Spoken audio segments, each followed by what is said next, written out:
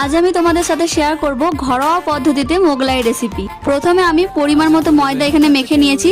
এরপর এটাকে প্রায় 2-3 ঘন্টা মতো ঢেকে রেখে দেবো। এরপর বেশ কিছুটা পেঁয়াজ কুচি, তার সাথে কাঁচা লঙ্কা কুচি করে নিয়েছি। তারপর দেব ডিম। তোমরা এখানে নিজেদের পরিমাণ মতো ডিমগুলো নিয়ে নেবে। আমরা একবারে সমস্ত ডিম ফাটিয়ে ওর মধ্যে দিয়েছিলাম স্বাদ মতো লবণ, তার সাথে বেশ কিছুটা পরিমাণে মিট মশলা আর গরম মশলার গুঁড়ো।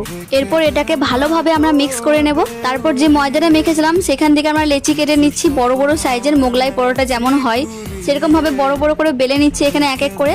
আগে আমরা সমস্ত পরোটাগুলো বেলে নেব, তারপর আমরা মোগলাইটা করতে শুরু করব।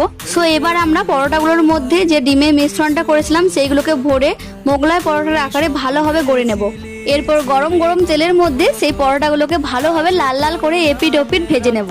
ব্যাস, তৈরি হয়ে গিয়েছে আমাদের মোগলাই পরোটা। এই পুরো রেসিপিটাই আমার শাশুড়ি মায়ের। কেমন লাগলো জানিও, ভালো লাগলে প্লিজ চ্যানেলটি সাবস্ক্রাইব করে দিও। আজকের মতো এখানেই শেষ করছি, দেখা হচ্ছে নেক্সট মিনি ব্লগে।